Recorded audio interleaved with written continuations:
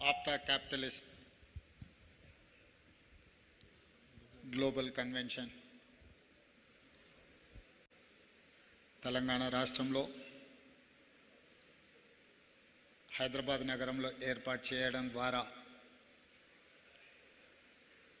ఆప్టా మిత్రులందరూ హైదరాబాద్ నగరం మీద చూపించిన ప్రత్యేక అభిమానానికి తెలంగాణ రాష్ట్ర ముఖ్యమంత్రిగా నిర్వాహకులందరినీ మనస్ఫూర్తిగా నేను అభినందిస్తున్నాను.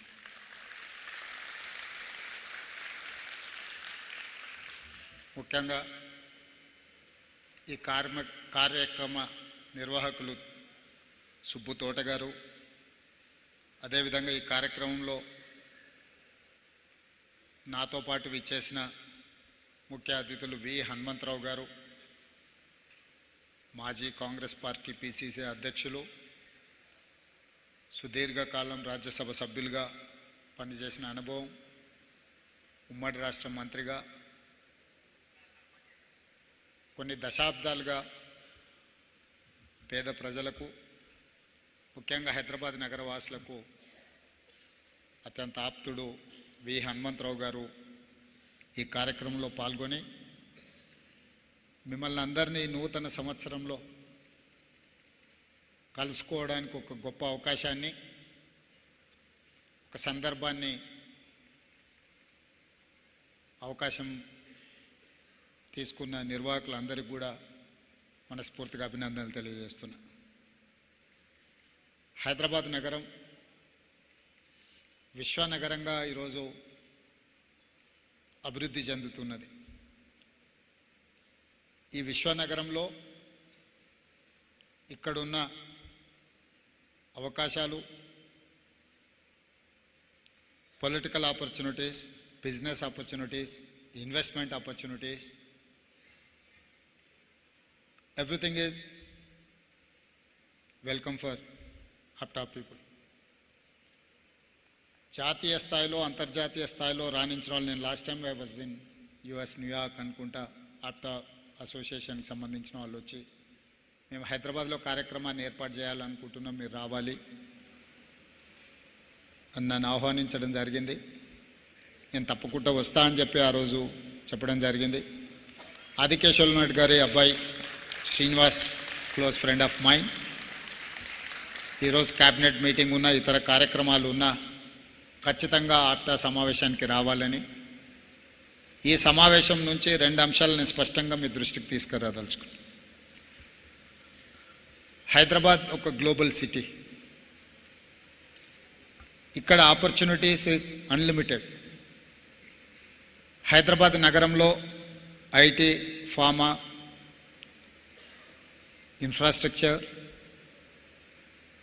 అదేవిధంగా ఇప్పుడు నూతనంగా AI, artificial intelligence, future city, అదేవిధంగా మూసీ రివర్ ఫ్రంట్, అదేవిధంగా హైదరాబాదులో ఇతర ఎన్నో అవకాశాలు, పెట్టుబడులకు అవకాశం ఉంది. అదేవిధంగా స్థానికంగా సెటిల్ అయిన మిత్రులందరికీ రాజకీయపరమైన అవకాశాలు ఇవ్వడానికి కూడా మా పార్టీ పరంగా, మా ప్రభుత్వ పరంగా అవకాశాలు ఉంటాయి. మీకు ఏ రంగంలో అవకాశాలు కావాలన్నా, అది పరిశ్రమలు కావచ్చు, సినీ రంగం కావచ్చు, రాజకీయ రంగం కావచ్చు, ఎందులో అయినా మీకు తప్పకుండా అవకాశాలు, ఆపర్చునిటీస్ ఉంటాయి. ప్రభుత్వం తరఫున నేను సంపూర్ణమైన విశ్వాసాన్ని కల్పిస్తున్నాను. ఈ ప్రభుత్వం మీదే, ఈ ప్రభుత్వం మనది.